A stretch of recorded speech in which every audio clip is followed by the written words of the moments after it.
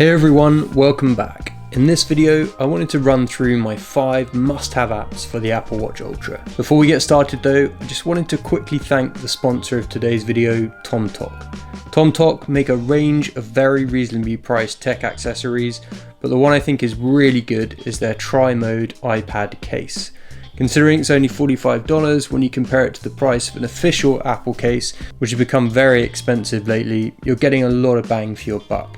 It provides 360-degree military-grade protection, which will cover your iPad from 4-foot drops. It has a handy holder to protect your Apple Pencil, but most importantly, it's able to orient the iPad in 3 different positions. There's the standard landscape mode, which allows you to adjust the angle to the perfect slant for you, rather than forcing you to a specific position. There's the portrait mode, which is really useful if you want to use the iPad as a second screen. And then there's a sketch mode as well, for when inspiration strikes and you want to whip out the Apple Pencil. If you're looking for even more protection, TomTok also make a heavy duty carry case, which is really handy if you're about to go traveling with your iPad, and it also doubles as a tech case as well for all of your charging cables.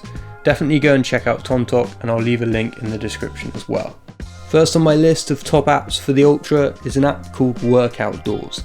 If you're serious about fitness and haven't heard of this app, then you're really missing out. Workoutdoors is an all-in-one fitness app with a specific focus on outdoor pursuits like trail running, hiking and cross-country running. It has multiple advanced features that other fitness apps simply don't have, such as offline vector maps on the watch, the ability to display and follow GPX routes, a highly configurable screen layout with 600 plus different metrics, the ability to create interval schedules, and also support for many types of Bluetooth sensors as well, from power, pace, distance, cadence and heart rate. There are many other apps out there that have some of these features, but as far as I know, Workoutdoors is the only app to have all of them currently.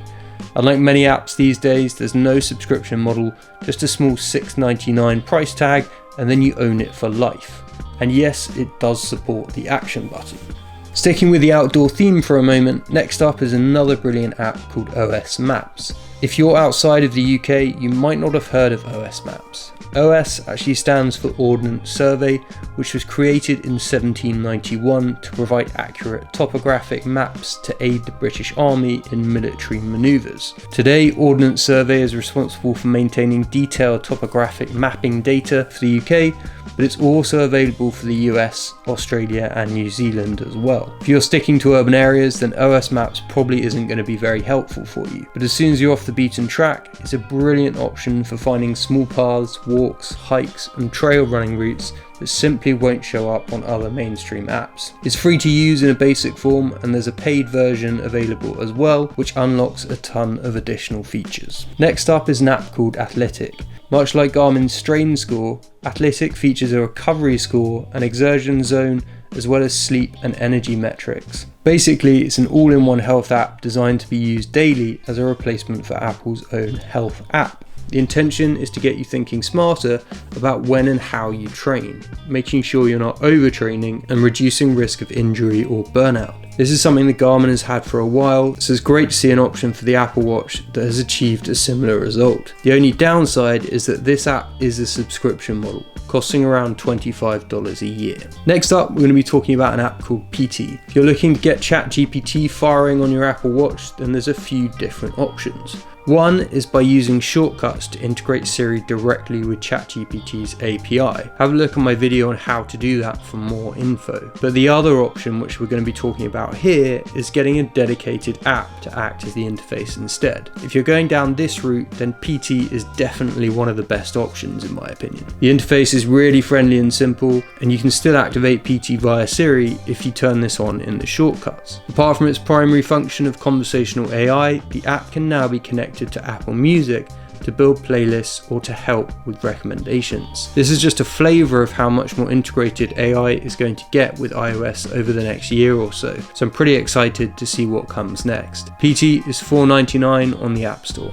The 5th app on this list is for the travellers amongst you. iTranslate is pretty much my go-to translation app for the Apple Watch. As much as I'd love it if Google Translate would work on the Apple Watch, alas, we're just not there yet. In the meantime, iTranslate is a great option. Its voice-to-voice translation works in over 100 languages, and it even features an offline mode that lets you translate without paying roaming charges. The big downside though is that it's very expensive. It's around $5 a month, which is a bit steep. On the other hand, if you've got a month of traveling coming up, then a one-off hit of $5 to make sure your trip is running smoothly is probably something that's worth it. And finally, a quick 6th bonus app for you guys would be SoundHound. SoundHound has been around for a long while now and lets you identify what music is being played, essentially like Shazam. But SoundHound has a really cool feature for the Apple Watch, which I found myself using recently. You can now actually activate the app directly from a complication on the watch. And if you've ever been in that situation before where you're fumbling around with your phone and then missed the track that was playing,